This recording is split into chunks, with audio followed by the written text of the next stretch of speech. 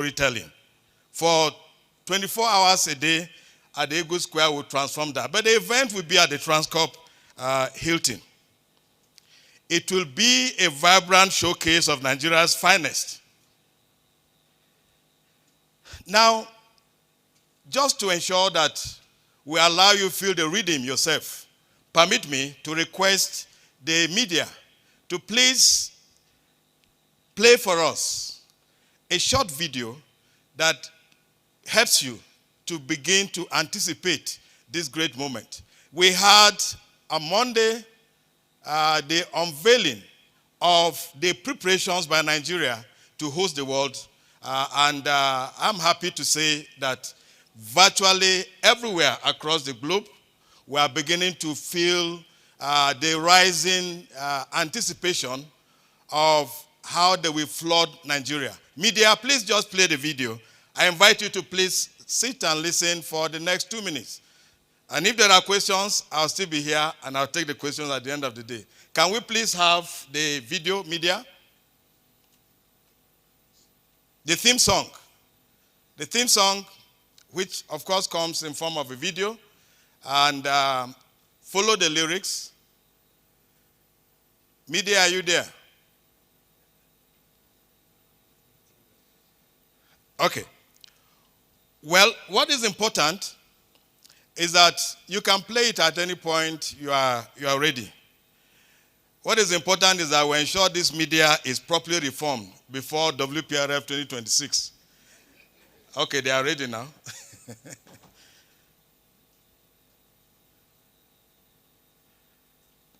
Do I?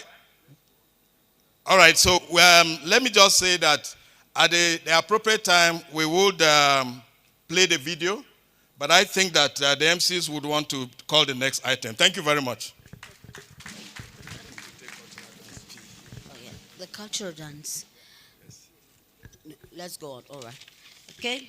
Well, we'll await the media to do something. We'll ensure that this is put in proper order, because we are going to be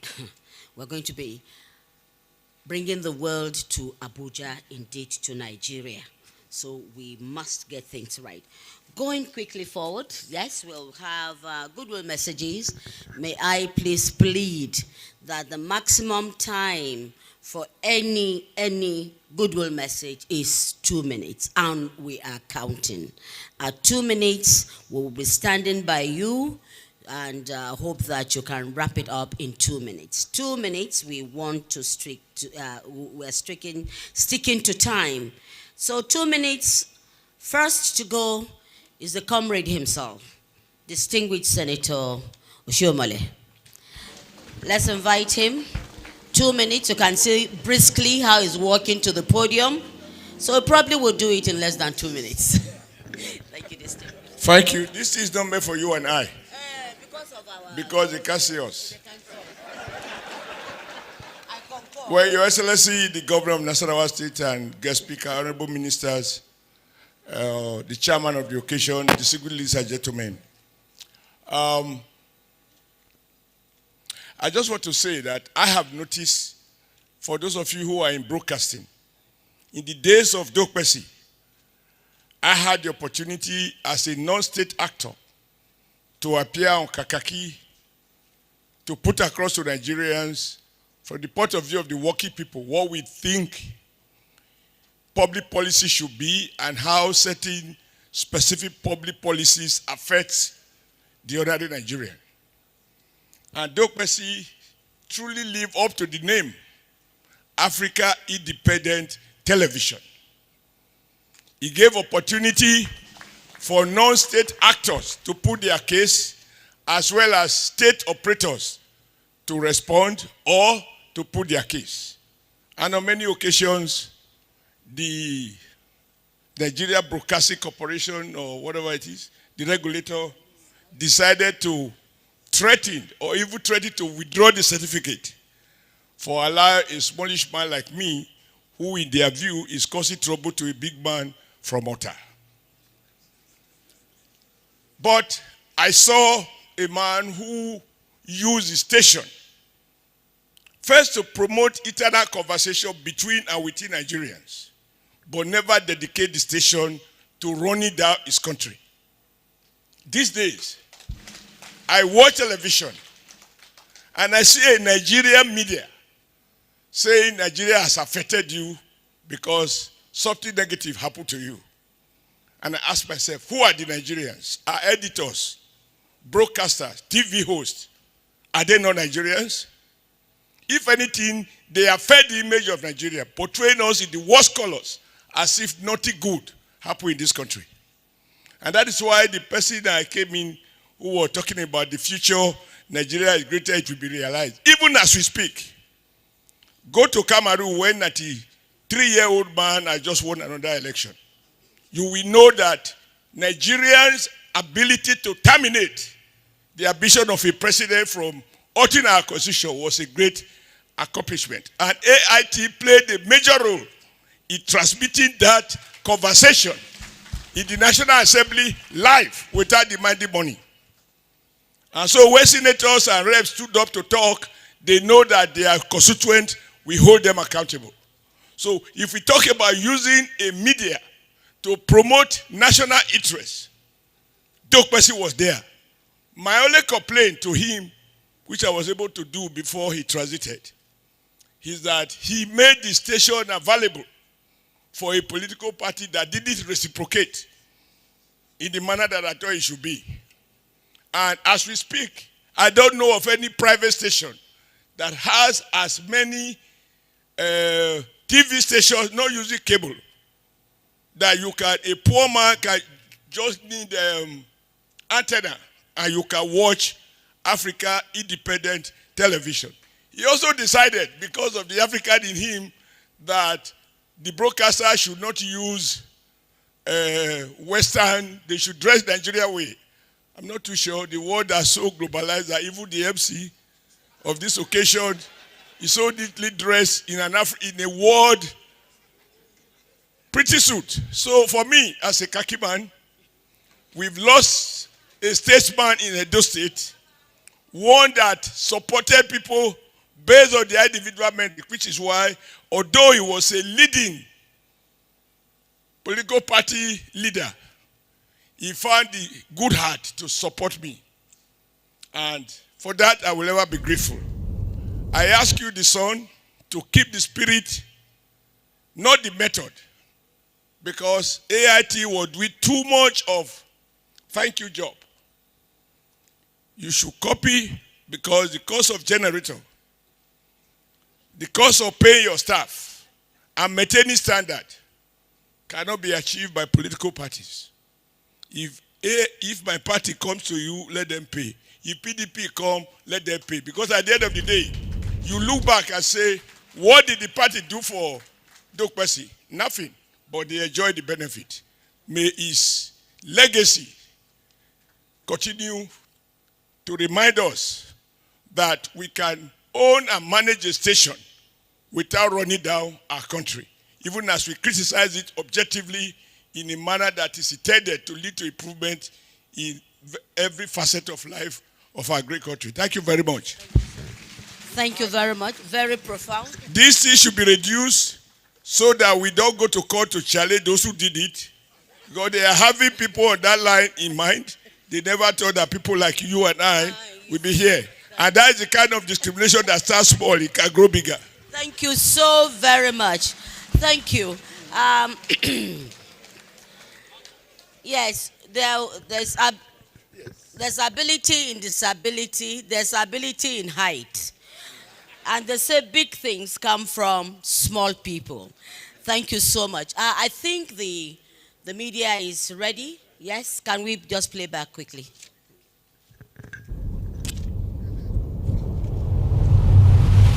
I have this singular honor and privilege to unveil the World Public Relations Forum, Abuja 2026, to the glory of God. From Africa to the world stage, Nigeria opens a golden page. Ideas collide and stories unite. Public relations, they give light. We shine.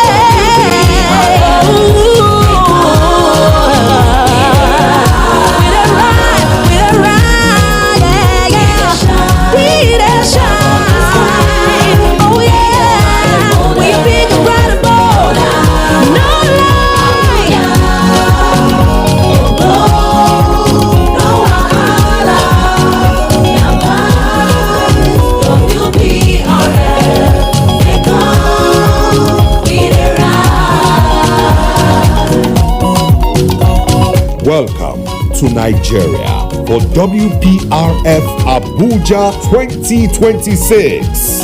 Africa will give to the world the biggest, brightest, and boldest congregation. Together we rise. With a glow, with a glow, with a glow, yeah, yeah, yeah, yeah. One public relations forum, we done come, yeah, yeah. No wahala.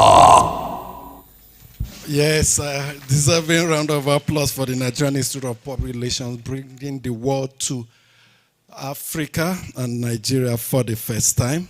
But when they come, so many good things they will learn about Nigeria. Our pidgin English, need to visit other African countries to see how excited they are about our pidgin. These are the good things that emanate from our fatherland. Now, let's bring in the next goodwill message. It's coming from a distinguished Senator Francis Alimikena. A round of applause for him as he makes his way to the studio. Comrade Adams Oshemole took exactly 1 minute, 57 seconds. Perhaps the distinguished senator may want to shatter that record.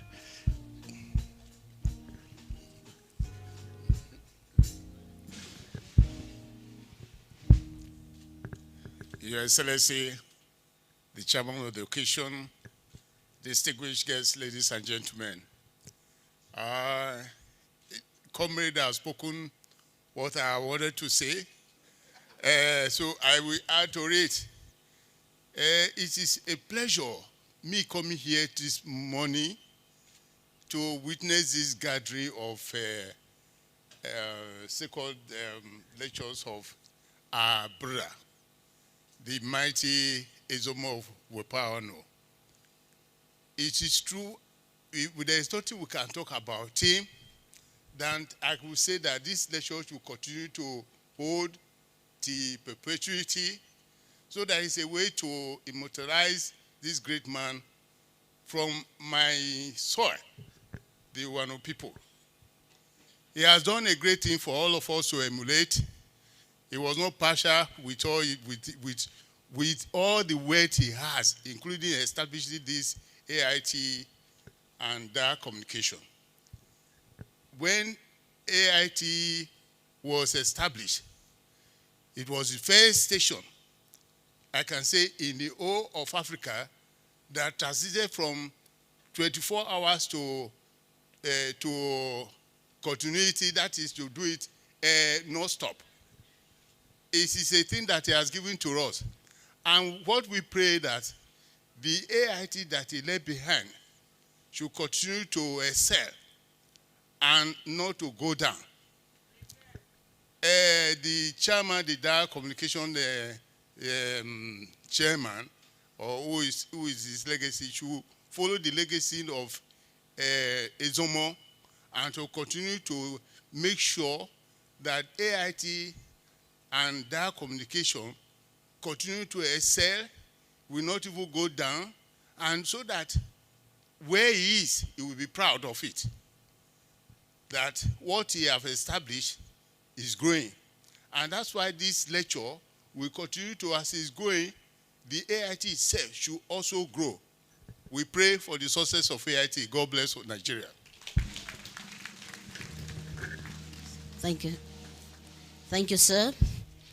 2 minutes. Next is the representative of the Organization of Nigerian Broadcasting, BON, Broadcasting Organization of Nigeria, High Chief Tony Akiotu, who would speak on the behalf of, I'm sure majority of us here are in one way or the other related to the Broadcasting Organization of Nigeria. As he makes his way briefly to the microphone, I can assure you he will do less than 2 minutes, because 2 minutes on television is a lot of time. And thank you, my brother. Thank you. And Tumuji, I see that you and Comrade were talking about matters of height. Remember, they say dynamite come in small packages. So when Comrade speaks, You don't need this. You'll be wondering, where is the man? Good to see you, sir.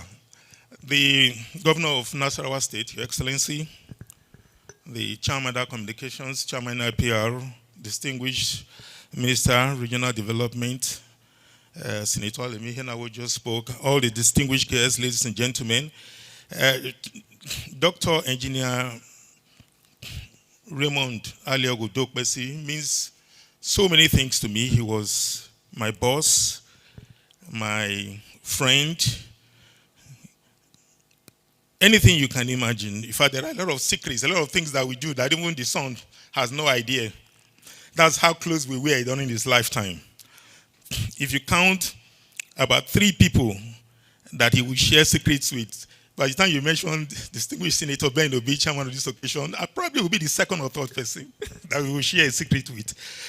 But today I'm representing the broadcasting organizations of Nigeria, the chairman, the DG of NTA, and we have a short goodwill address, so permit me to read to make it straight and sharp.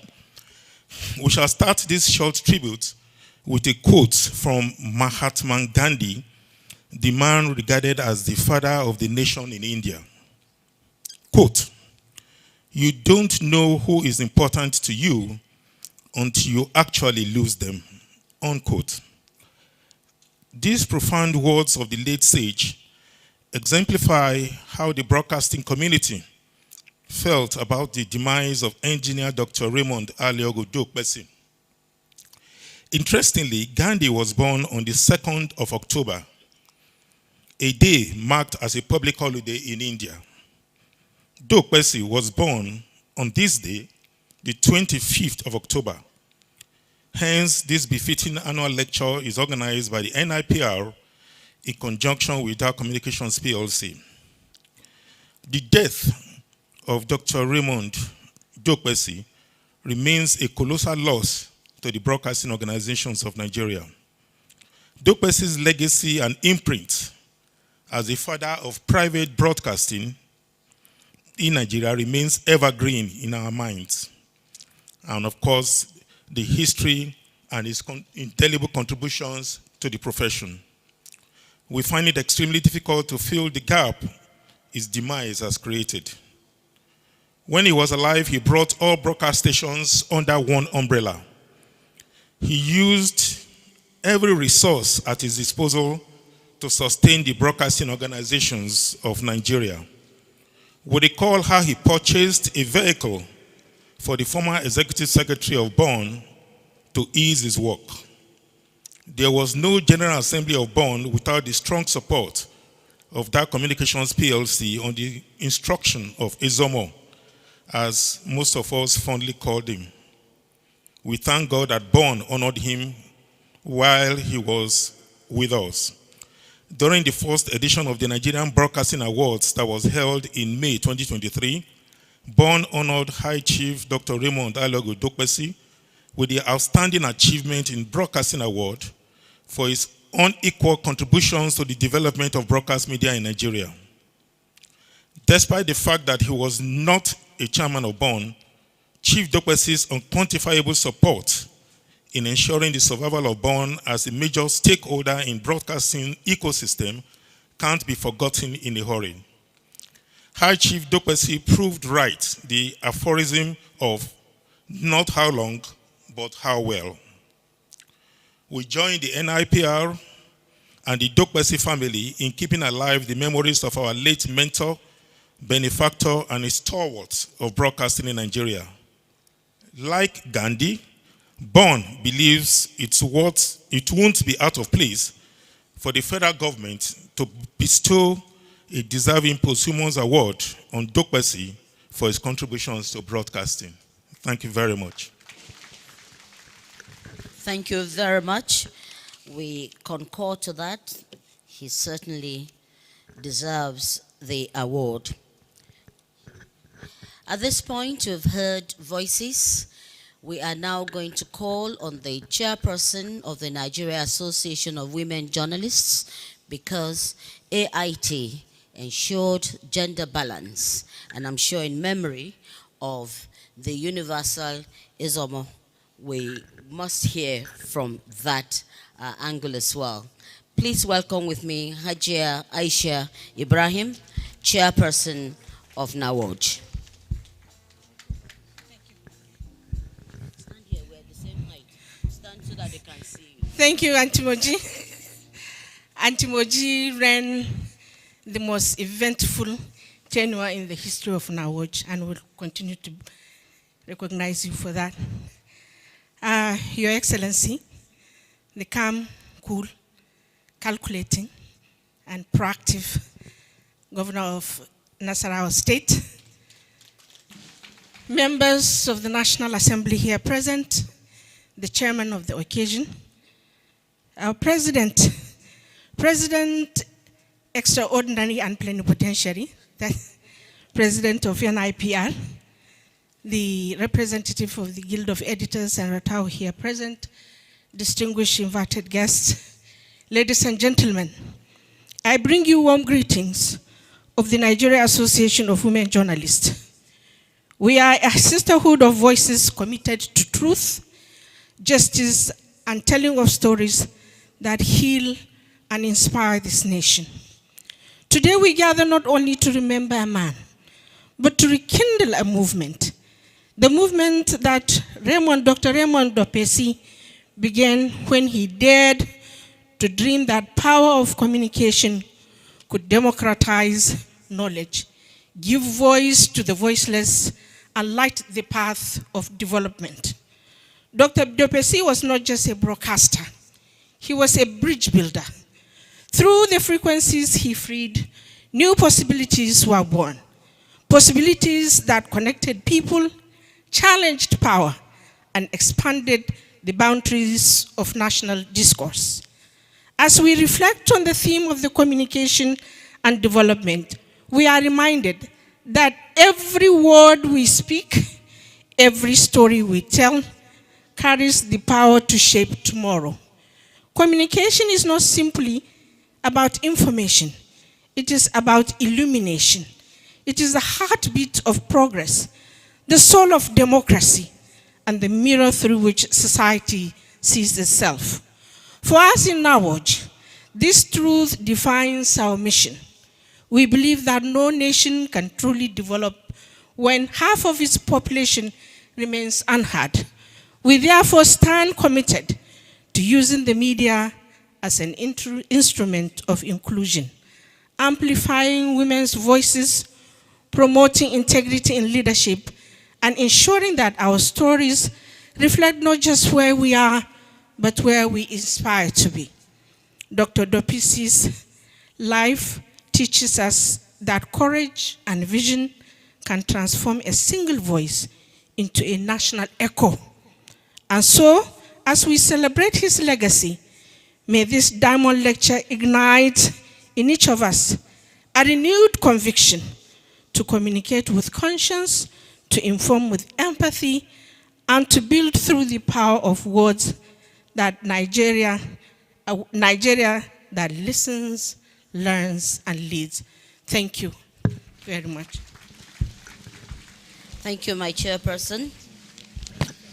A round of applause to Hajia. She makes her way back, representing a very strong organization in Nigeria, women journalists, oppressed, repressed, but they keep fighting for fatherland. Let's make progress now. Let's quickly recognize, for want of time, we have planned some goodwill messages, but we are deeply pressed for time, so our apologies. Let's just welcome with acknowledgement of a hand wave from the Director General, National Broadcasting Commission, Charles Ebuebu. Thank you so much for coming. Thank you so much, sir. Prince Emeka Kalu is the President, Radio, Television, Theatre, and Arts Workers Union of Nigeria, Ratao, President of GOCOP, and Deputy President, Nigerian Guild of Editors. Thank you so much for coming and understanding our plight. Let's now invite to the podium the special guest of honor and Minister of Regional Development, Abubakar Momo. A round of applause for him as the special guest of honor takes the center stage.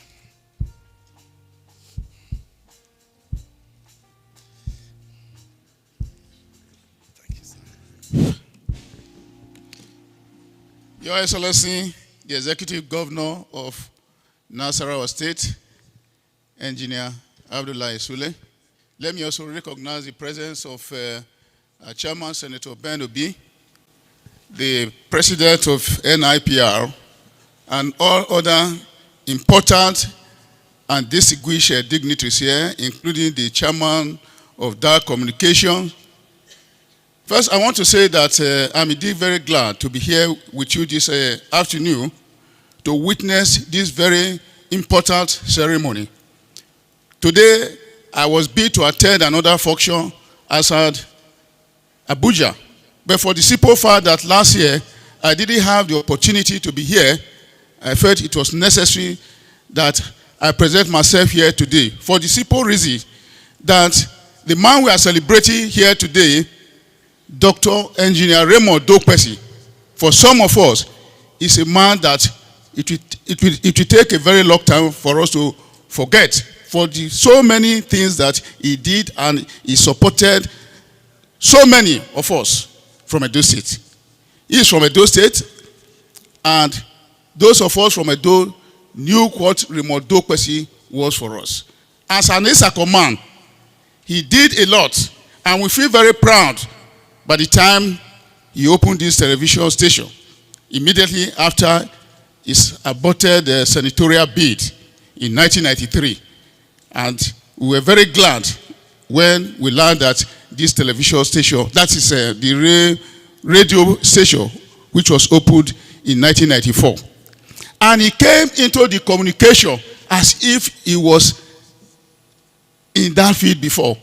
Little did many people know that Raymond Dokpesi was a trained marine engineer.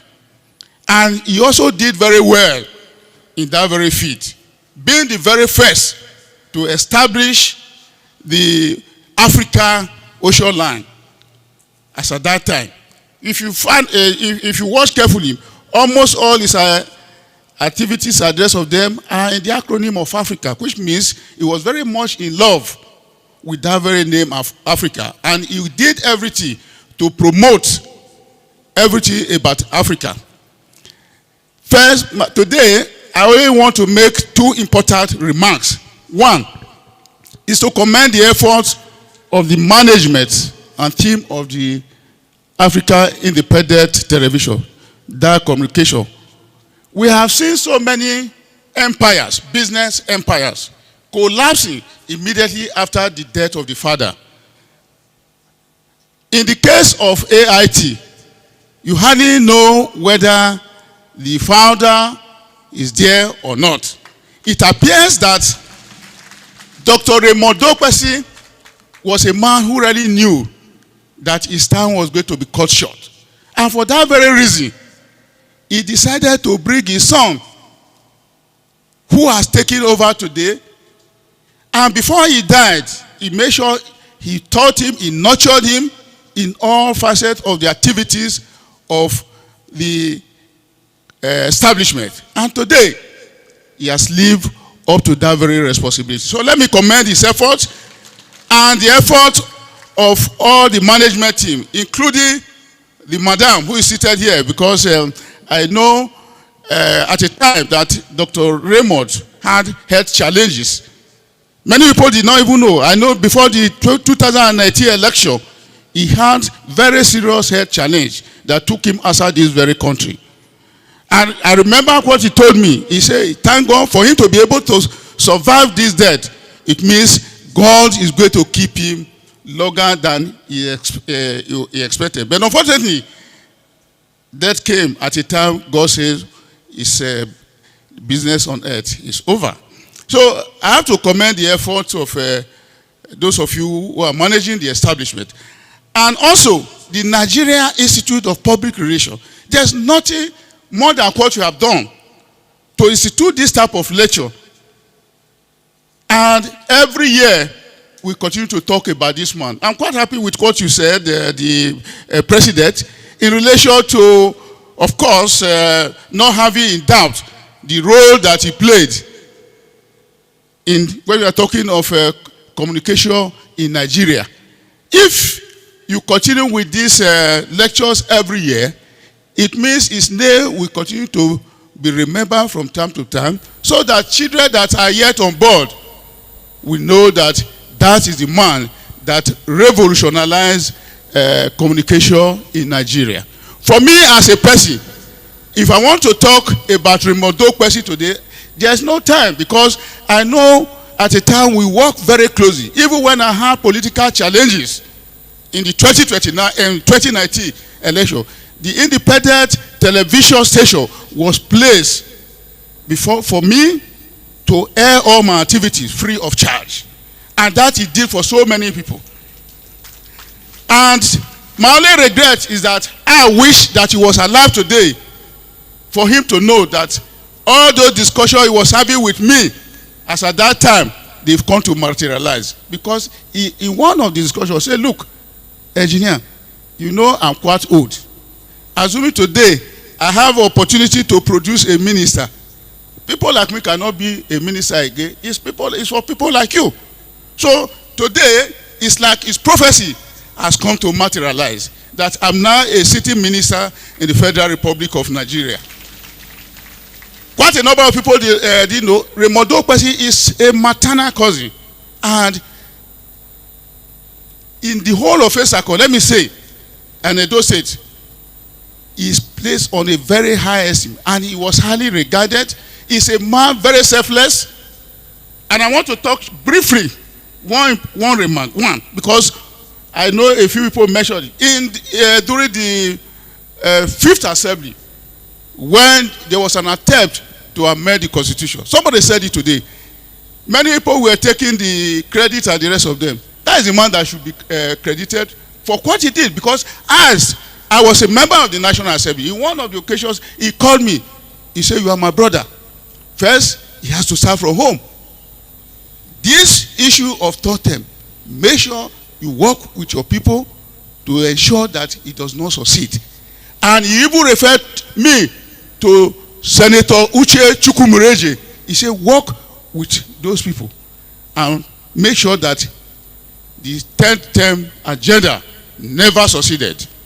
I said, you don't need to ask me, because if you ask people like Bugaje and the rest of them, we have the place we were meeting that very time. So, even after the whole exercise was truncated and people were taking the credit and the rest of them, I said, I wish they know the brain behind this exercise. It was that very man.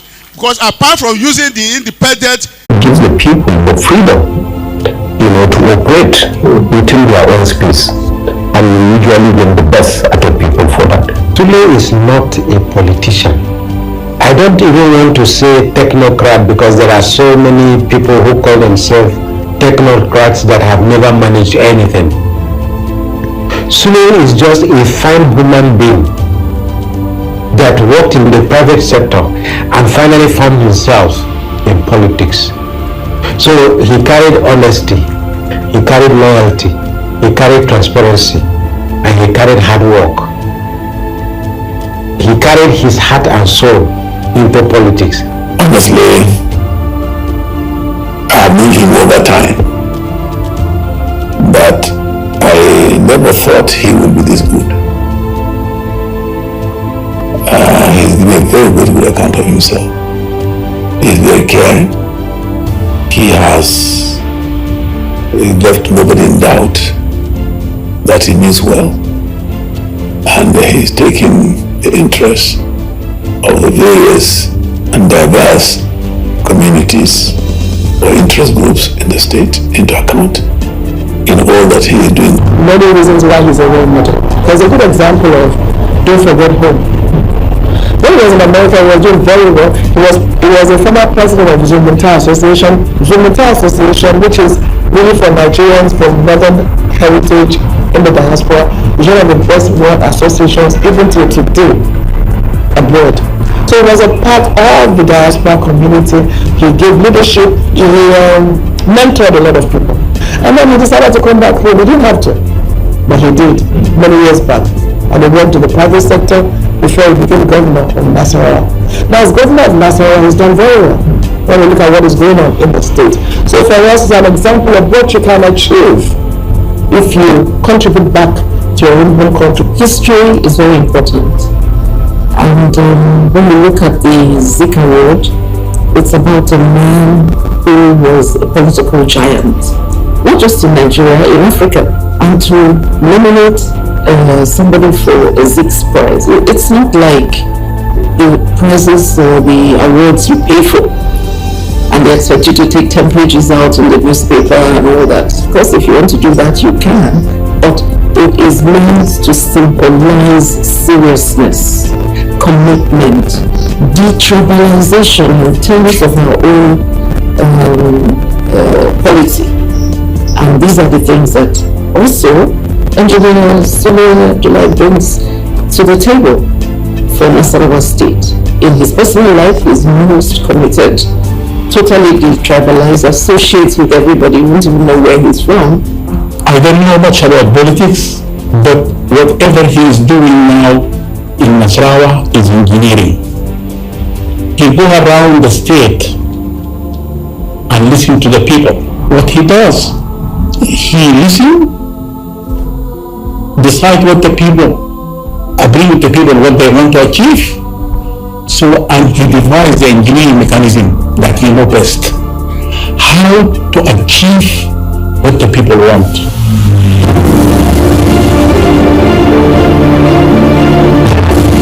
So we are visiting because we are going to look at the place that has been given to us for the siting of University of Public Relations and Leadership.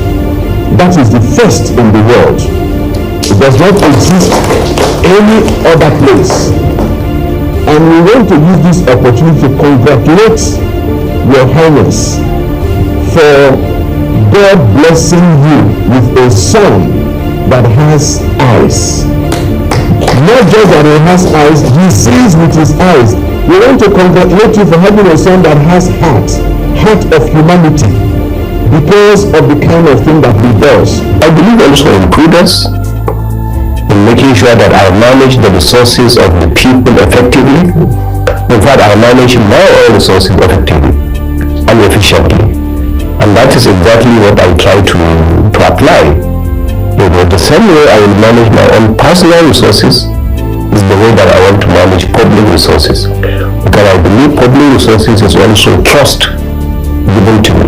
Engineer is an uncommon petrol because he holds public office as trust for which he will be held accountable to God Almighty.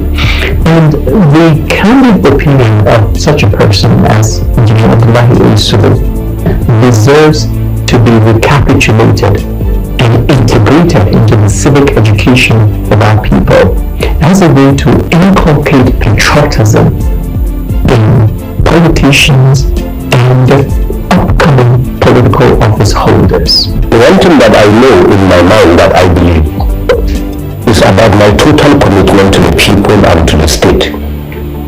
I'm totally committed in what I believe I have to do. I put in all my energy to it. My belief in my religion, I believe very strongly in my religion. I believe anything can happen the next minute. I believe that you can be alive today and tomorrow you are gone. So I believe every minute of the day I should prepare, myself for the day that I will not be there. So that's the reason why I just put in my best in whatever it is that I have to do, and then I allow the judgment only by the Almighty God, because I don't worry about the judgment of the people.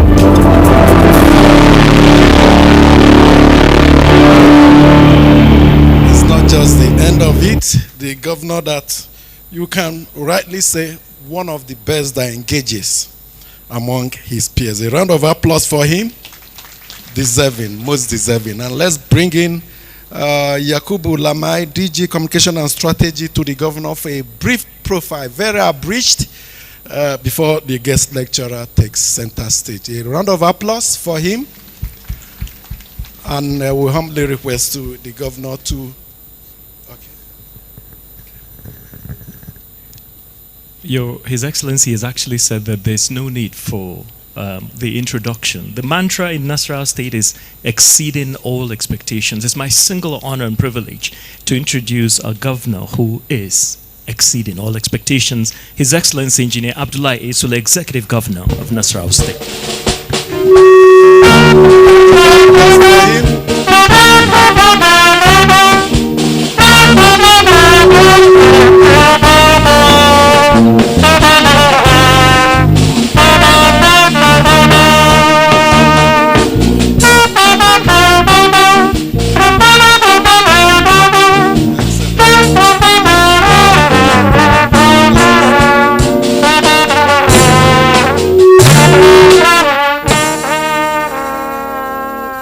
Excellency, you're ready to get down to the business. I said earlier you engage so much. But before that, let's welcome the Registrar of Nigerian Institute of Public Relations, Chief Uzoma Onyebadwe, to confer an honorary fellowship of the Institute to His Excellency. Thank you very much, Mechi. Mr. President, permit me to inform that by authority of Council of the Nigerian Institute of Public Relations, via Resolution 025/15, the investiture of His Excellency Engineer Abdullahi Esule, Governor of Nasarawa State, takes place today. May I, with humility so profound, invite the President of the Nigerian Institute of Public Relations, Dr. Ike Neliako, FNIPR, to perform the investiture of His Excellency Engineer Abdullahi Esule as an honorary fellow of the Nigerian Institute of Public Relations. Mr. President, sir.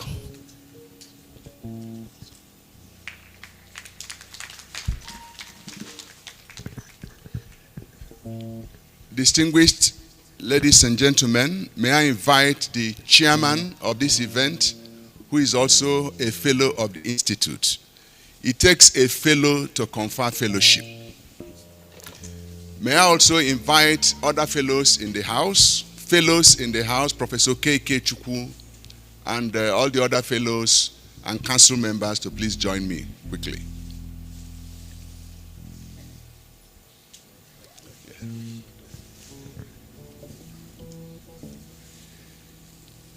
Your Excellency, we are conferring this fellowship on you because you are giving the lecture. And our gold and diamond lectures are given by fellows of the Institute. This is a tradition of NIPR. And you know this has been pending. So we are happy to do this today because of what you represent. Okay, so Registrar, can you hold the mic so that we can do the process?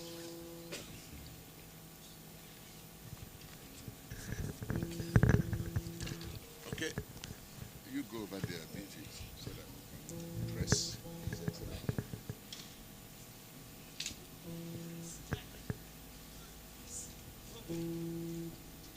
Chairman? Okay, yes.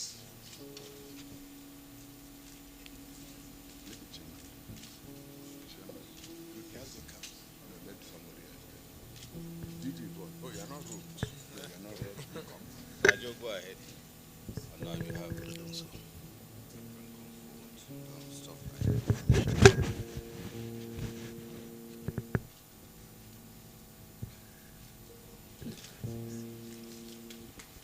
See medallion.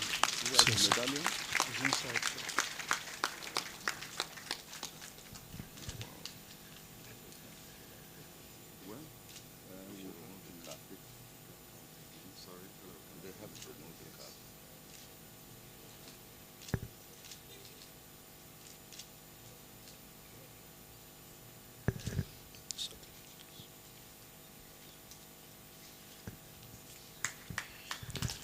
With the powers conferred on me by NIPR Act, cited as Decree number 16 of 1990, noun Cap N 114, Laws of the Federation. I have the honor on behalf of the Governing Council and the fellows who are here and have agreed that we should do this Do you agree? Do you agree? So on behalf of the fellows, I hereby confer on you the fellowship of the Nigerian Institute of Public Relations. And by this you are admitted into the College of Fellows of the Institute. Thank you.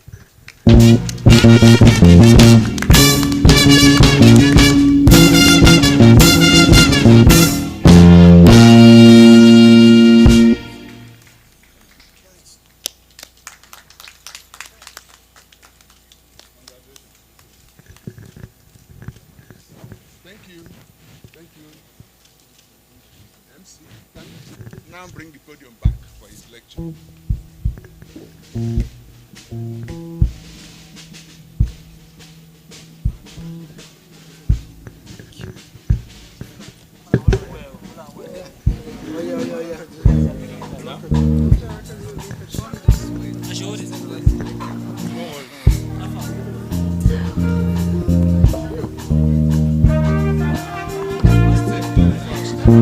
Congratulations, Your Excellency. We'll bring back the podium. We're still live on AIT. We're witnessing the second Diamond Lecture in remembrance of our great patriot. I'll now yield the floor to His Excellency.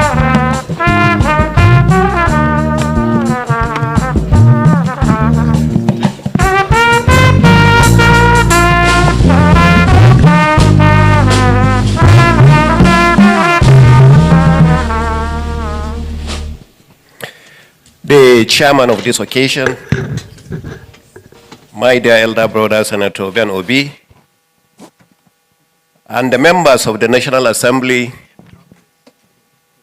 especially my former chairman, Senator Adam Oshimole, who actually had to leave a little earlier, the Honorable Minister of Regional Development, my fellow engineer, Momo Abubakar, the indomitable president of the NIPR and the host, Dr. Ike Ike Neliaku, FMPR. Dear Mrs. Tosin Dokpesi, the chairman of the board of Dow Communication, Chief Raymond Dokpesi, my father, His Royal Highness, the Chumara, person Samson Gamoya, the JP, the CEOs of the media organizations who are here, especially my younger brother, the DG of VON, top government functionaries who are here, dear fellows and members of the NIPR, distinguished invited guests, especially my elder brother, Adamu Waziri, former minister, and my dear friend Soni, who happens to be the Jagaban Jimeta. Distinguished members of the press, distinguished ladies and gentlemen. It is indeed a learning session for me today. I have had today many things that I have not had before, not only on leadership, but actually on this gentleman who had given so much. In Islam, we have something actually we called Sadaqatul Jariyah. Sadaqatul Jariyah is the work you do that when you go back to heaven, when you die, because not everybody is going to heaven,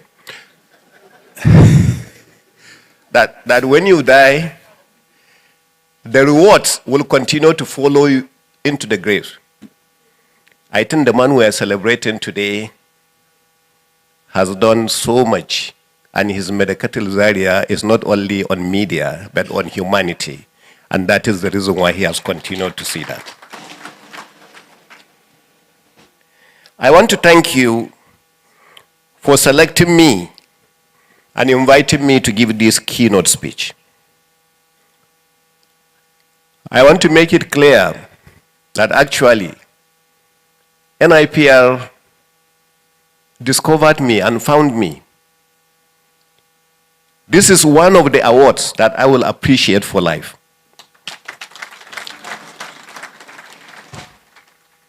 Because of my background, I don't know how to go and lobby. That's why you see I'm just in Nasarawa here, but hardly I come to Abuja unless I have something to do.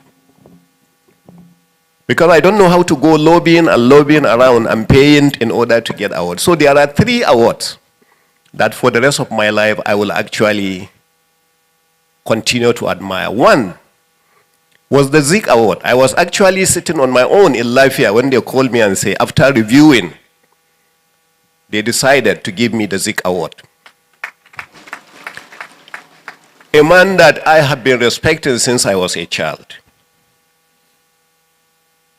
Then later on, I was called again, without me knowing, to say that I was getting actually the Saddauna Foundation Award in Kaduna. And finally today, I'm getting the NIPR Award and fellowship. And this, among thousands of awards, is one award I would continue to admire because NIPR is leadership and leadership is NIPR. The people of Nasarawa State will continue actually to be proud of a day like this, where one of their sons, and it was emotional for me when they were showing my father sitting there to hear that he didn't understand what it was, that the first institute of NIPR ever in the world is coming to his own town. And he sat down quietly and listened. And he did everything for me to go to school. He was not that lucky for his own parents to do everything for him to go to school as he was. And that's the emotional part for me. But he ensured that every one of us actually did go to school. I come from a very small village. That's why I didn't want the gentleman to say so much about me. Because I come from a very small village called Goody Station, which was just a railway village. And for me to get up from there to the position where I am today, not as a governor, but a position of a leader that is being celebrated and being admired and so much said about him, that is what I mean, and I like that. So today we are here to celebrate an icon of media, a man who the history books actually referred to as being the first to establish a private establishment called Independent Radio Station, as well as then later on, the AIT, which was established, by the way, when I was living in the US. At the time, nearly everything in Nigeria was government. And he established that. And during a very difficult period of the military. And he was not afraid to establish that. And to talk positive, not necessarily just for the government. To talk about the government where it was necessary. To talk against the government where it was necessary. Without any fear to do that. Which very few people have. By being a governor today, because I've been in the private sector all my life, I have seen what psychophancy is all about. I've seen people actually who sat down in front of President Buhari to tell him, oh, you are the best ever. You are the best. Oh, nobody can do this. Oh, nobody can do that. Next minute he's out. Oh, he was one of the worst presidents that we have ever seen. Same people. Same moments. Because that's what psychophancy is all about. So for us to continue to remember a man who has done this and to be able to establish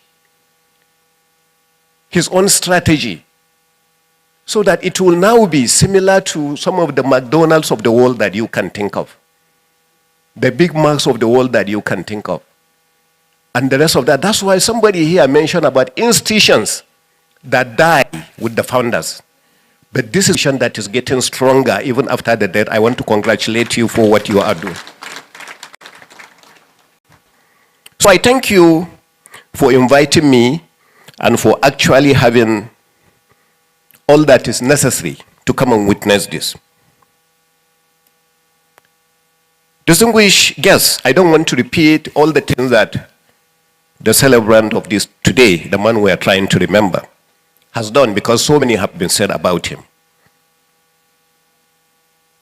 In life, everybody wants to be the first.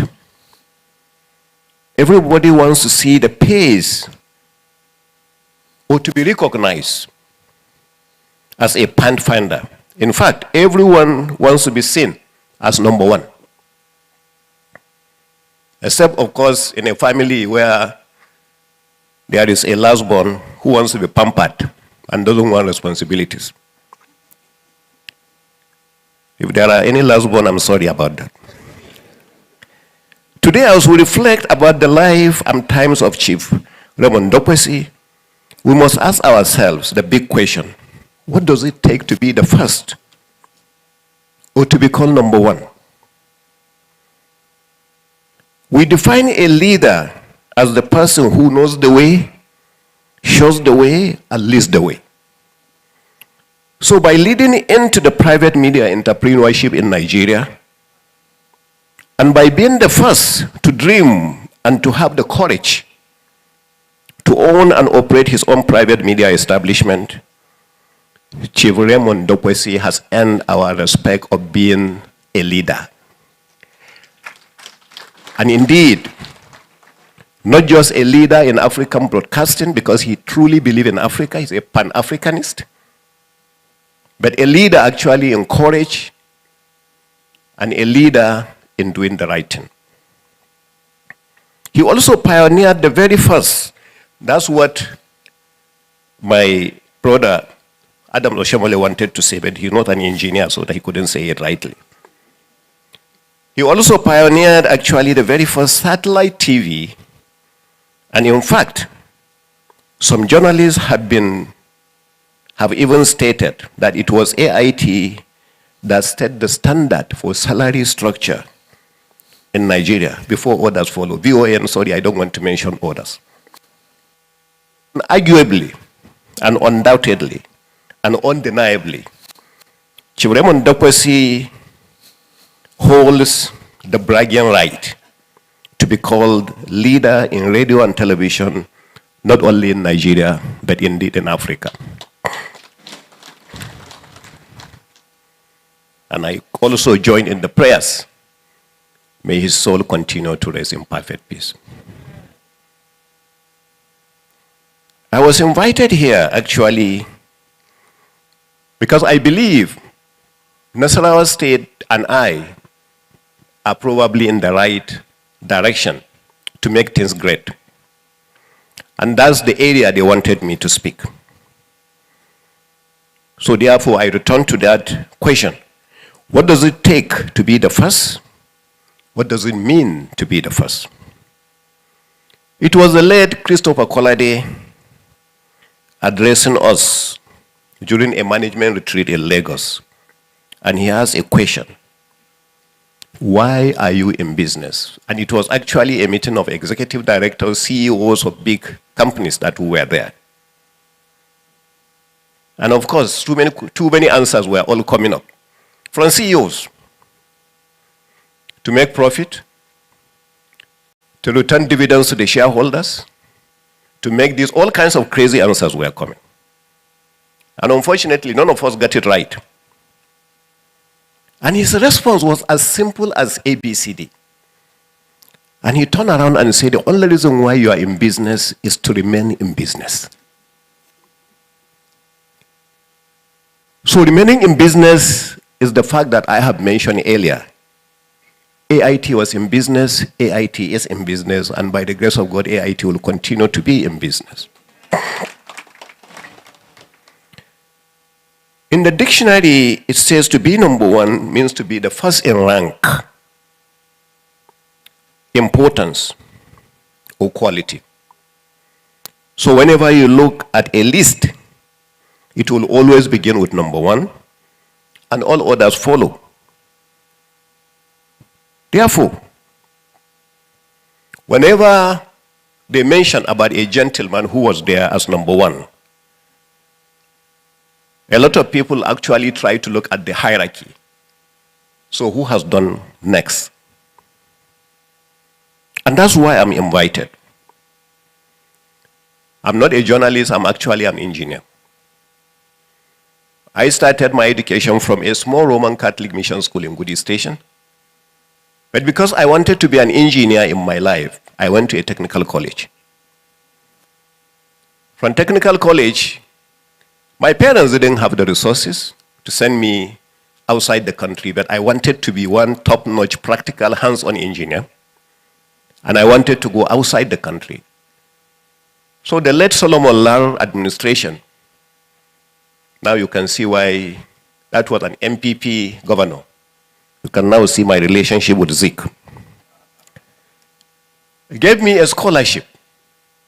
And it was a scholarship that I used to go to the US. But because we were MPP state, sometimes the embassy was more recognizing the controlling governments, states, like the MPN states rather than us. And it was for that reason we were having difficulties getting our own allowances. Luckily for me, I went to Government Technical College, Bukur, which we call Butex. And I was one with all the sense of humility because I was the first in class. So I was one of the best in both shielded metal arc and oxyacetylene welding. And I took that seriously. Since Indiana State University will allow you on scholarship to actually take your classes, it's only hostel you cannot stay since money was not coming from your state.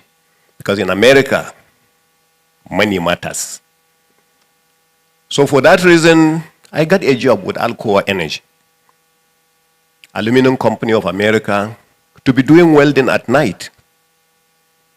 So I could pay for my residence, where I was staying, along with other people, but to go to school during the daytime. But the money was not enough, also because of feeding and so. So in the night, they allowed the students to come and clean the room. So I'm a first-class janitor, as you have seen me. I know the chemicals that you will use on carpets and the chemical that you will use actually on tiles. And I know the kind of mop that you needed, that you did. So for that reason, I became a senior janitor.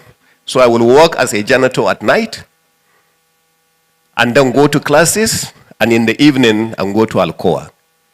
With that, I was able to get not only my first degree, but I used my 4-year scholarship to get also my master's degree before I came back to Nigeria.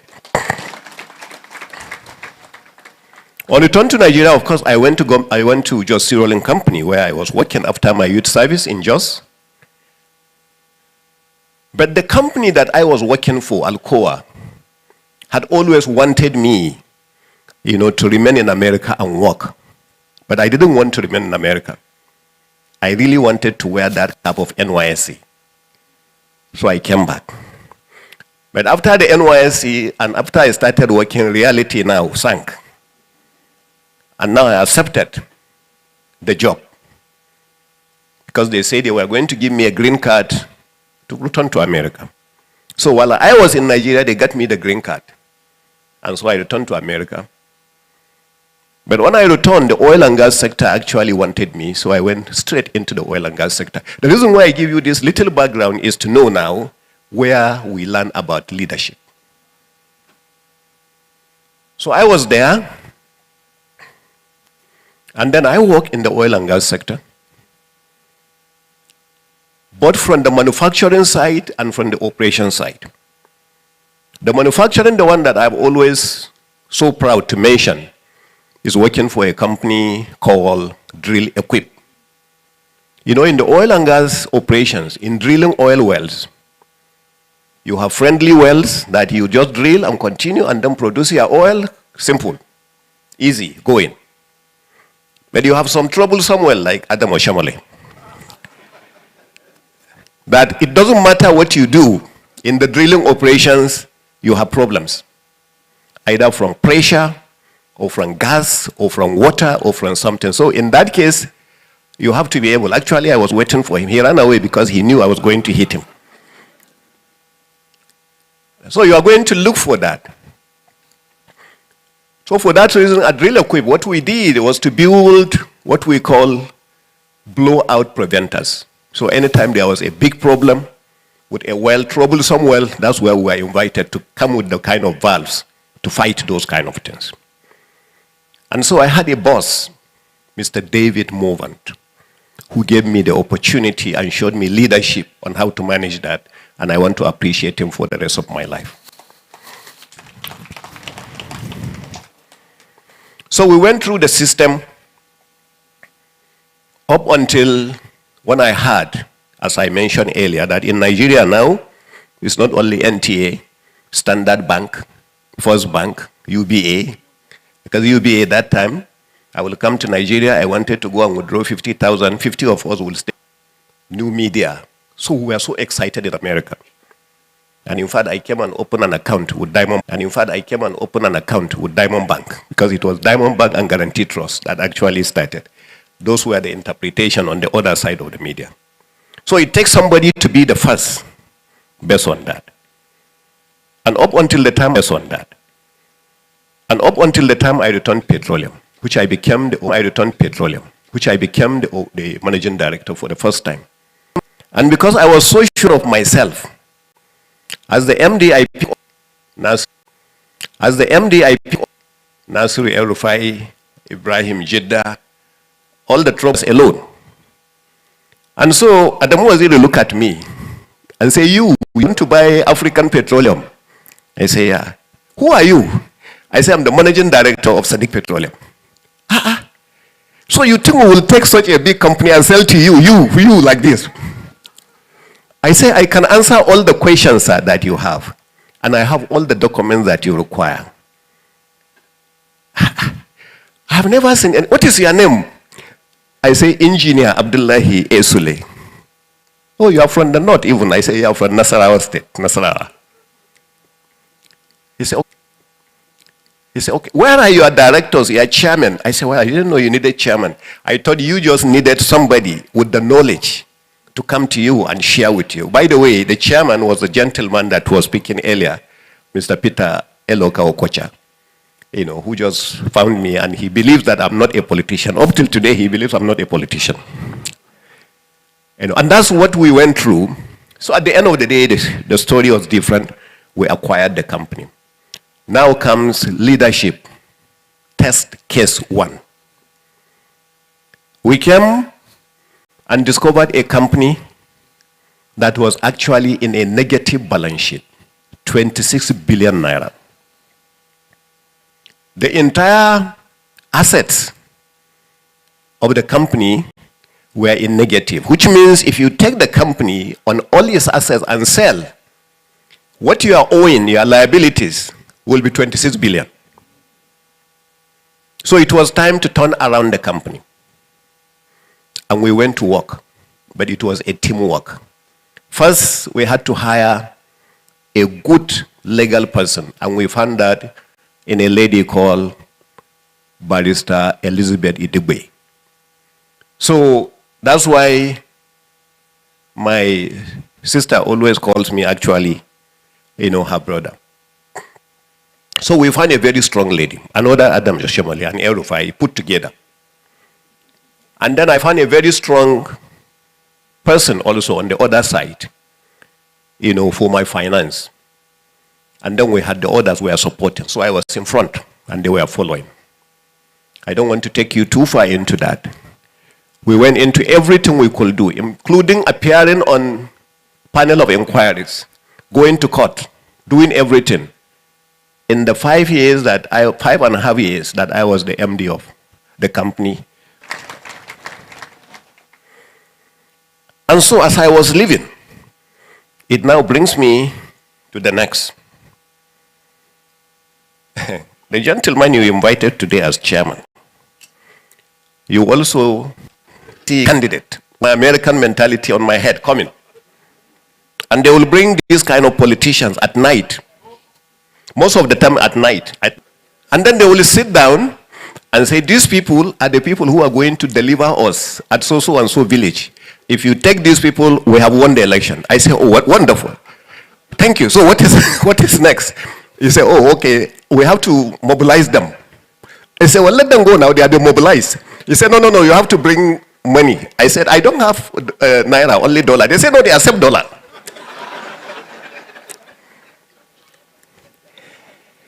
And it was a dark period of this country. By the time the election was concluded, that's the time they were just allocating votes. So they allocated 50,000 votes for me for the whole of Nasarawa state and told me I have lost the election. I said, okay, thank you very much. I'm going back to America. But Alhaji Aleogho Dangote said, no, I know who you are. I was a non-executive director of your company. I know what you did to turn around your company. We are not going to allow you to come to America. Come into my company and decide.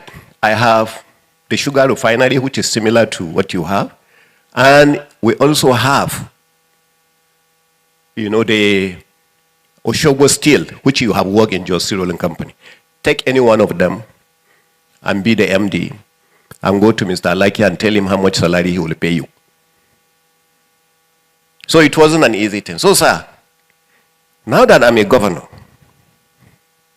I'm so glad I was not a governor in 2007. I'm telling you, sir. Because the things I'm doing today in Nasarawa, the resources I have today in Nasarawa, the debts that I have paid in Nasarawa, I will not have been able to do that in 2007. So that's why in life, always say God's time is the best. I was MD and Group MD in Dangote when all of a sudden I received a call from my predecessor, Senator, His Excellency Senator Umaru Tanko Almakura. He called me and said, I'm thinking you should come and contest for governor. I say, me? I say, because I'm remembering my dollar that has gone. Because all of them, my savings in America is gone. And I say, is me governor? He say, yes. I say, so I'm working in Dangote. Dangote will not agree. He said, we'll talk to him. And today I'm a governor. I will forever be grateful to Tanko Almakura for that position that he has taken. So needless to say, we went through the process from the primaries to the general election to all the hurdles to the challenges that we faced then, the challenges we are facing now, and the challenges we are going to face in the future. So before coming, since I was working for the Dangote Group, and I had so many consultants that were working with, I now invited, I say I have to do it as somebody who is educated. I now invited KPMG, Kulle Lebute. So Kulle, it looked like I will go and run for office of the governor. So what you will do for me, please, we have to study the whole state. Let me understand what the state is all about, the prospects in the state, the challenges in the state, and what we will do in order to arrive at what we have to achieve. And Tunde came up with a good report.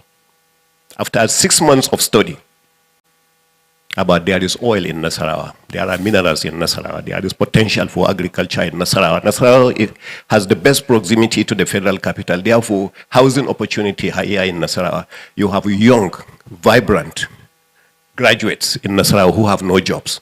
You have traditional institutions that really are not playing the role of traditional institution the way it's supposed to. You have security challenges now in Nasarawa. You have farmer harder crisis. So he came up with a comprehensive report, which I took my time to read and go through.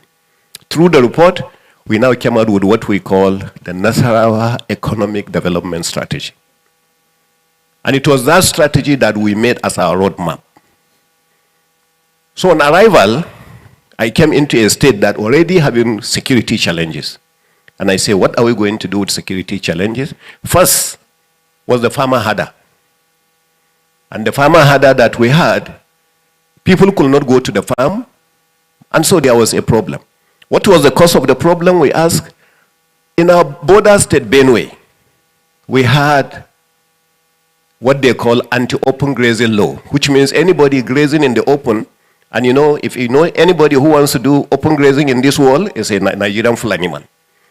Because he wants open grazing, so his cows can go and drink free water, take their grass free, do everything free.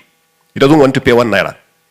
So for that reason, they prefer open. That's why sometimes when you are going on the main road, between this lane and that lane, you have the cows also going. So because of that, they have anti-open grazing. In Nasarawa State, they didn't have. And so fight erupted. So I now had to, as a first-time governor, I called the governor of Benue, His Excellency Governor, to my enemy. I want to visit you. He said, Kai, they told me you study in America. Now I can see that you are a nice guy. You know, I said, I will come, sir. So I visited him. I took all my traditional rulers, security agencies, we sat down. And we said, sir, let us start from here. This border we're having problem with. Let us stop arresting cows at this border. So that the Fulanis from, because for some reason, a Fulani man in Nigeria, until his cows go to Benue to drink water and to eat gas, he feels that the cows have not gone there. So that's you can now see the temptation. And that is the place that has this. And our borders are not well defined. Sometimes when you enter, they say, no, you are in Benue. Okay, go back. Now you are in Nasarawa. And that's the kind of border we had. So for that reason, we had to find a solution. And we had a wonderful relationship with him. And that's how that ended. And that's how Nasarawa farmers went back to the farm.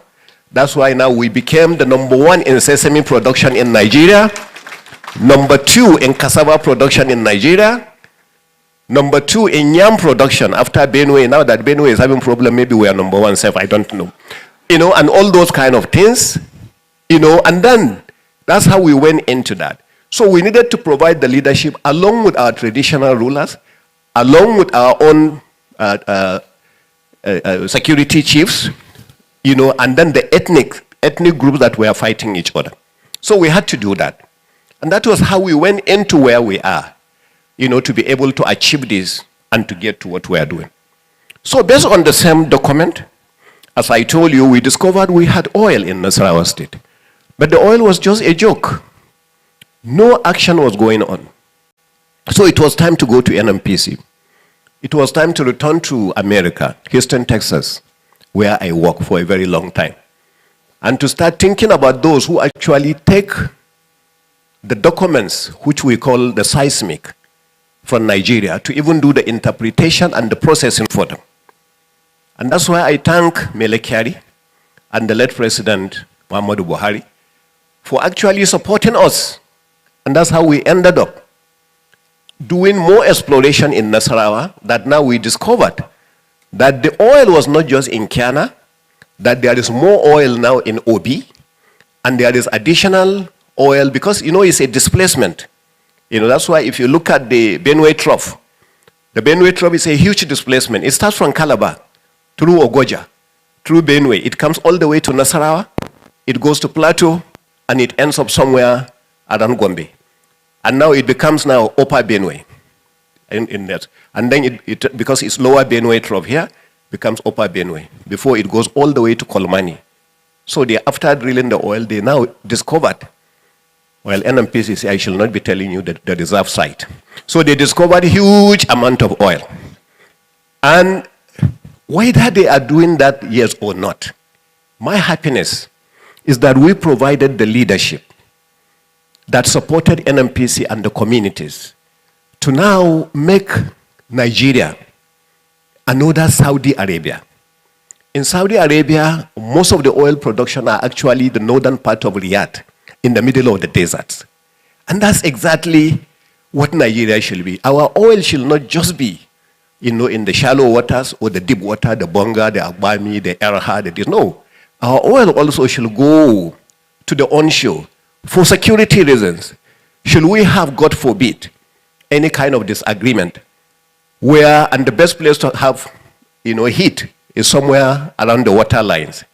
So now you have something deep, you know, in the northern part of the country.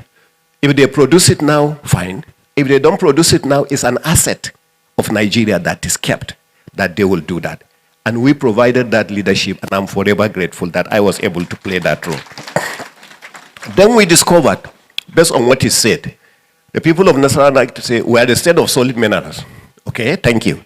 So what are you benefiting from that? Oh, we have battalion of illegal miners all over the place, mining. That's what makes us state of solid minerals. So we came up with the law. We established what we call the executive order, where if you go to Abuja and acquire your license, you come to Nasarawa police. After mining, we want you to establish a relationship with a company that you will also be processing that in Nasarawa state. So we came up with the executive order. After coming up with the executive order, last year, from what you have seen, the president now of the Federal Republic of Nigeria, President Muhammadu Buhari GCFR, commissioned a 3,000 metric tons capacity lithium company in Nasarawa state owned by Avatar. And as at now, being the biggest so far in Nigeria. But later on now, another company out of excitement discovered that we can actually, based on the reserve in Nasarawa, we can build a bigger one. So I was with them when we visited the president, and they made a commitment that they will invest $200 million to build another one in the same Nasarawa state. And I'm happy to inform you that that one also has been completed. It's just waiting for Mr. President to come and commission. So we had to go in that direction when it comes to that. But before doing that, we must get the people of Nasarawa to believe in us. So we establish the relationship with the traditional rulers, community leaders, the youth and women. We establish the issue of security to make sure that security is being provided to the people. And now we establish by law what the Nasarawa BPP. Because we must have some kind of transparency in what we do for the people to even believe in us. And then, of course, we started the TSA. So after doing this to a certain extent, for those who understood what trust is all about, they now started trusting us and knew that we meant well by what we were doing. And based on that, we now said, what is going to be some areas of focus? We say a lot of these youth that have actually graduated with so many degrees that can't have a job, you know, we say, okay, they should acquire a skill. Because most of our own graduates have no skill. You know, when I say skill, practical skill, that they can do that. So we established the Wing Commander Abdullahi Ibrahim Institute, and we also strengthened, you know, the technical colleges at Asakio and other places. And all we did that was to ensure that they now go and acquire skill, whether it is electrical installation, fitter machinists, welding, motor mechanics, agricultural mechanization, carpentry and joinery, ICT. We just have so many of them, and I say they must go and acquire. And that's how they acquire it. So today, I'm happy to tell you that the most recognized by NECA and by ITF in Nigeria when it comes to vocational and technical education is an institution in Nasarawa called Wing Commander Abdullahi Ibrahim Institute. And after we did all that, based on our area of agriculture, we continue to acquire some of these big companies. We made Olam there that had been there before we came. And then Dangote coming in actually to set up the biggest sugar plantation on 68,000 hectares of land.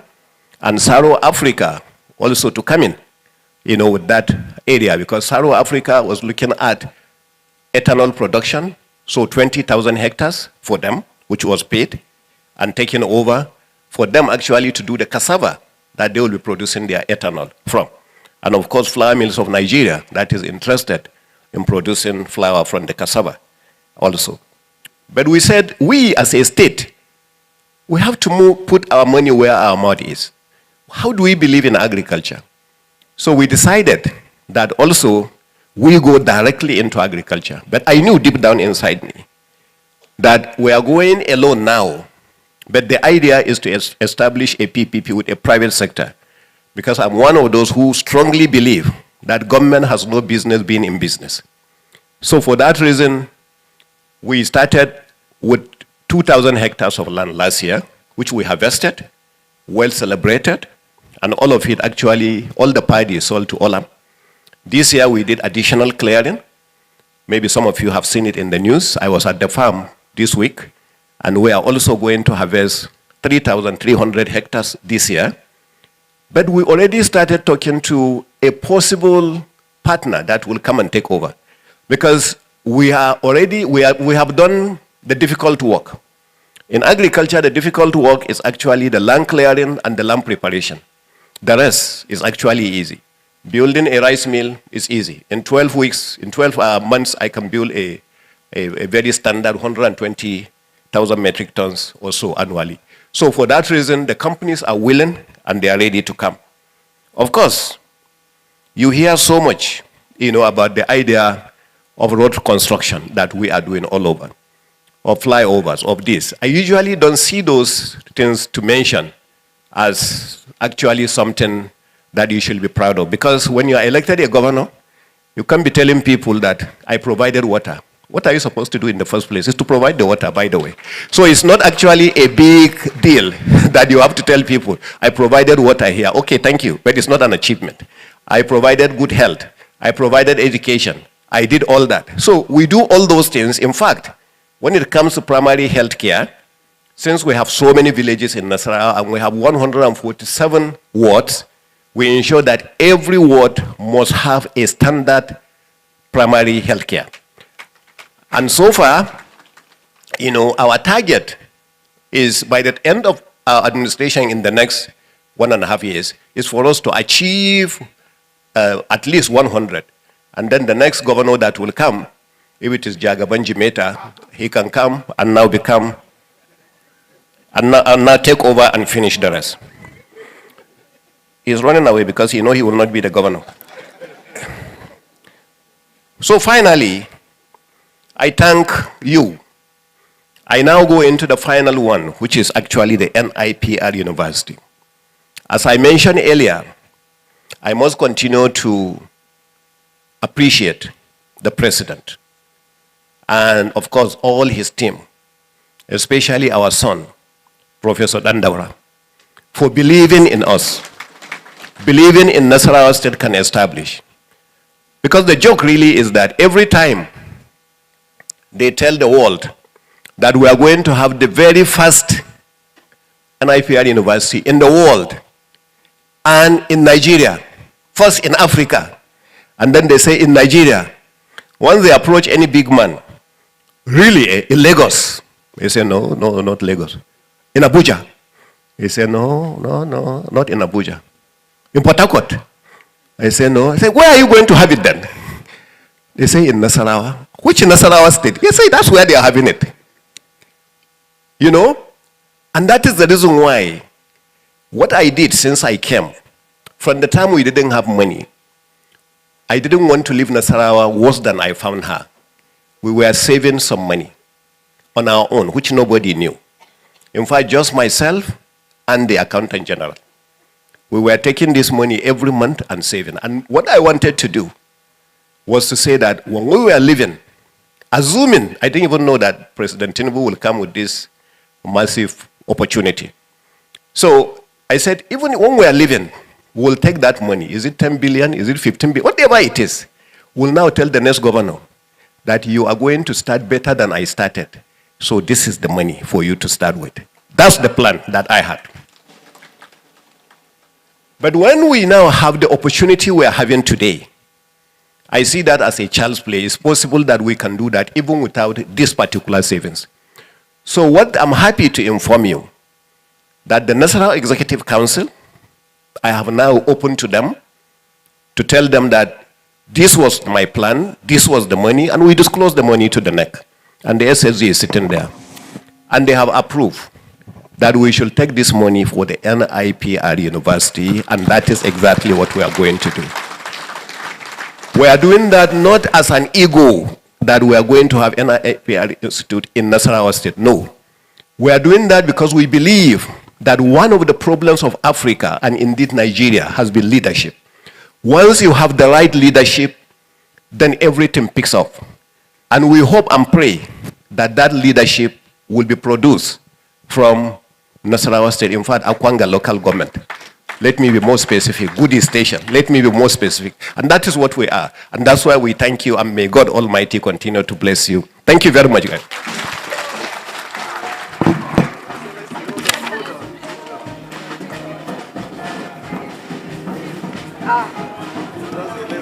Yes.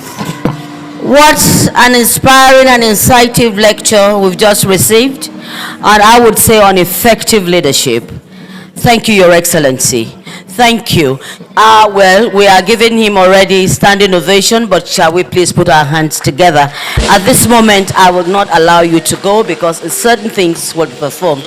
I'd like to invite the president of NIPR, who would present you a plaque. Thank you.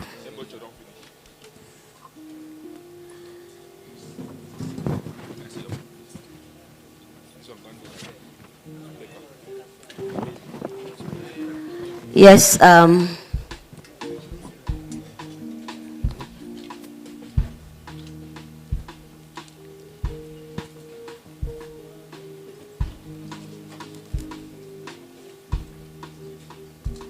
Your Excellency, this is to appreciate you for such a wonderful lecture, very inspiring, very educating, and very leading. Congratulations and thank you, sir. And may I invite the chairman of Dark Communications PLC, Raymond Paul Dokpesi, to come to the podium. I also want to humbly invite the chairman of the occasion, chairman of the occasion, Senator Ben Obision, to receive his own appreciation plaque from the chairman of Dark Communications PLC.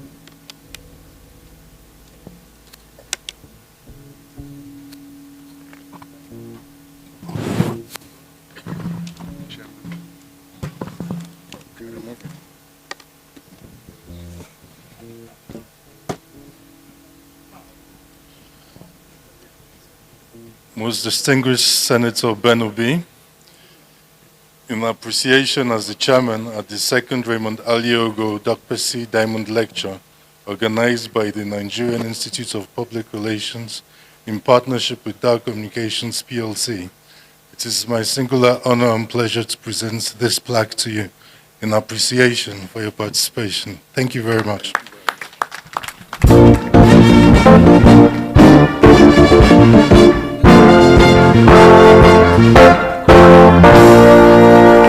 Okay, still on the stage, more photo opportunity.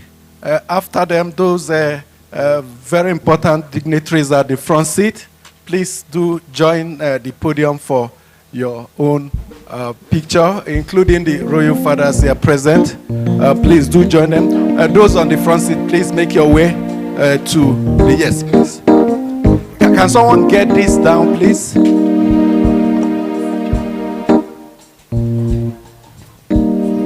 And as they are coming, let's quickly welcome the presence of the governor of Plateau State, Governor Caleb Muftang, ably represented by the Commissioner for Youth and Sports Development, Musa Ashams. The governor would have been here, but for a very important party meeting he's hosting, so he has sent in an able representative in the Commissioner for Youth and Sports.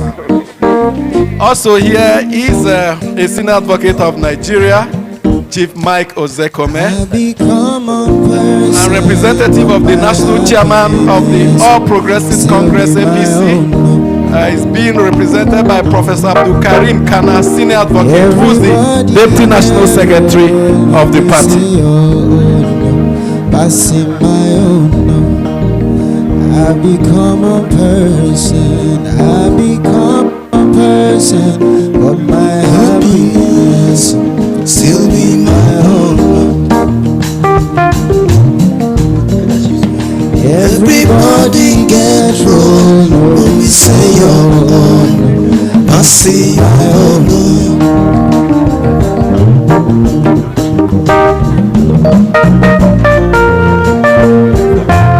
Okay, thank you so much, Your Excellency and distinguished guests.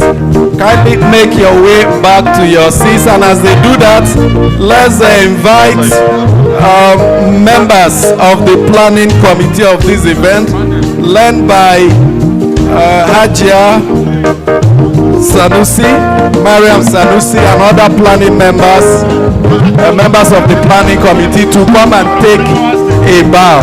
Yes, let them take a bow. I've already announced it. So And more importantly, yes, as we welcome the performers also to come for display, let's announce the presence of a high-powered delegation from Pan Niger Delta Forum. They came in their numbers, over 2 scores, here with us.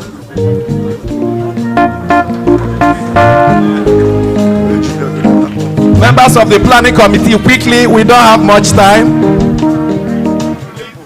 After that, immediately, cultural troupe will come in. Where are the members of the planning committee, please? Okay, let's have the cultural, okay, the planning committee members. Take a bow. Okay, here they are. Let's applaud them as they take a bow. Members of the planning committee that made this occasion possible. Thank you so much. The cultural troupe now. After the cultural. The vote of thanks.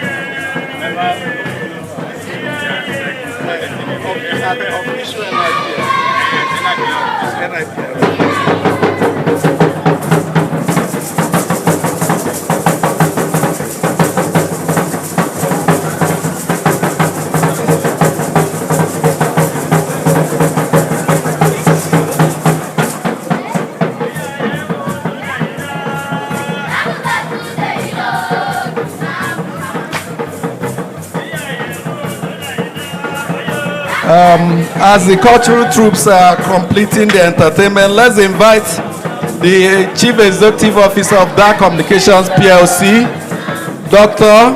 Marcel Anyalechi, to come and move the vote of thanks, please.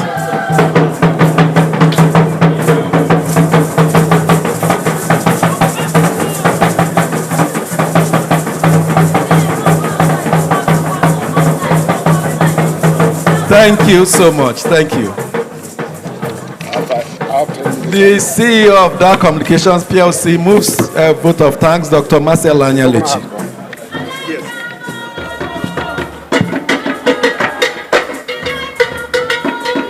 Your Excellencies, the Chairman of the occasion, other dignitaries here present. Good afternoon, everybody.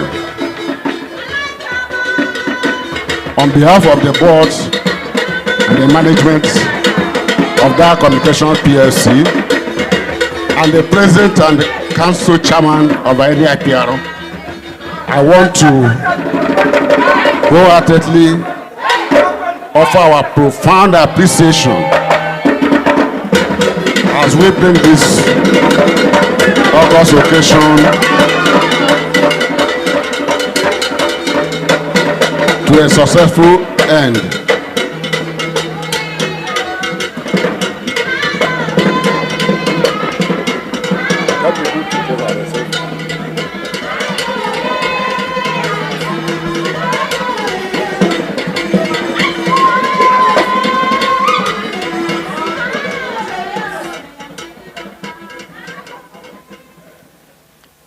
Thank you, thank you. Today we have celebrated not only the legacy of a founder, but also they reaffirmed his enduring conviction that communication is a true engine of development. We have celebrated a man who was never born great, but achieved greatness by dint of hard work and commitment. A man who never believed in impossibility and thus ventured into a rare and dangerous terrain, even during the darkest moments in our political history, and thus revolutionized the media landscape in Nigeria, setting up an empire that has given livelihood to thousands of Nigerians.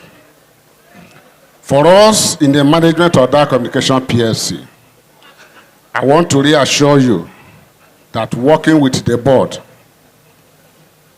we remain focused and determined to sustain the legacies of our founder. We believe that his greatness will remain forever. High Chief Raymond Dokpesi, a proud fellow of the Nigerian Institute of Public Relations, believed that with information, if rightly managed, could transform societies, bridge, devise, and celebrate national progress. Our heartfelt gratitude goes to the Nigerian Institute of Public Relations for this visionary and forward-thinking collaboration with Dark Communications PLC in this annual platform. We will continue to honor this great icon and innovator. From the first edition of this program to this current edition, it shall only be bigger and better. We can attest to that from what we have seen today.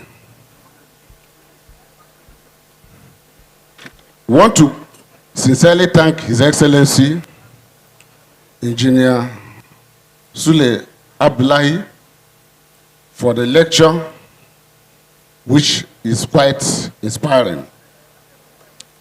Your reflections have deepened our understanding of how effective communication and leadership is central to governance, unity, and growth. We are equally elated by the presence of the important dignitaries here.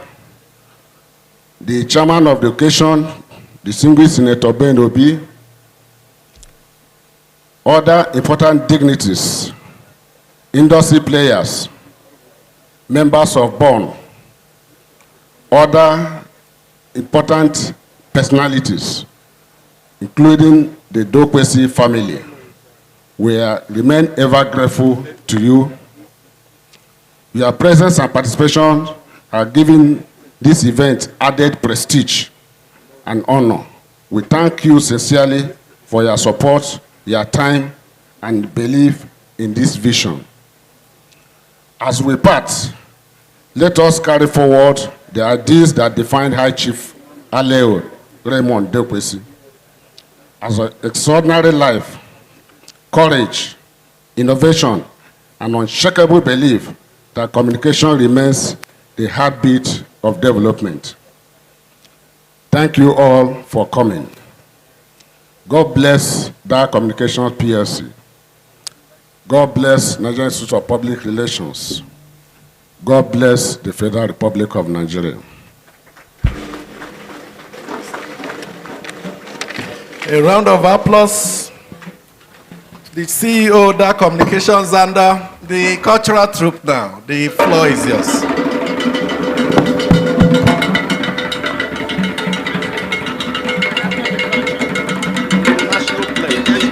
So I'll leave you to do that.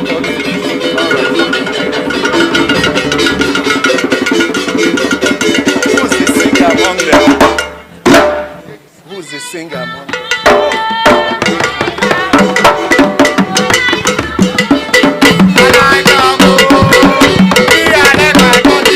I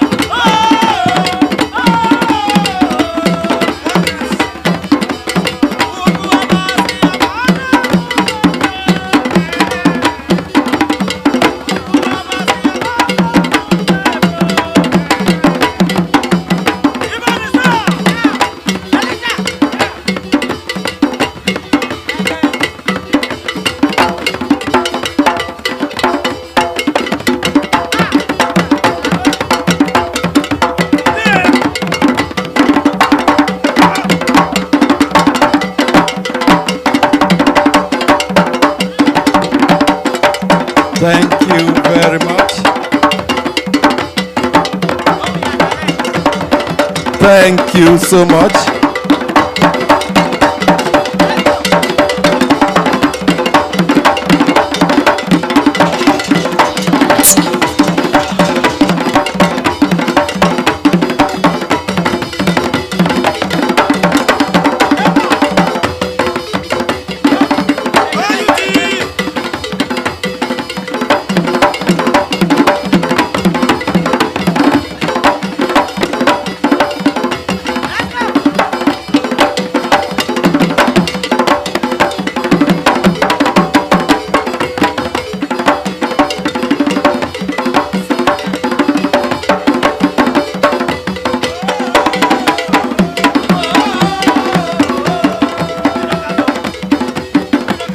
What a wonderful performance. Can we give them a round of applause?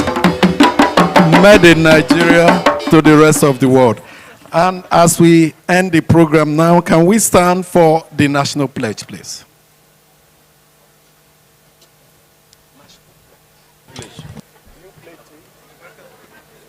So we'll recite the national pledge.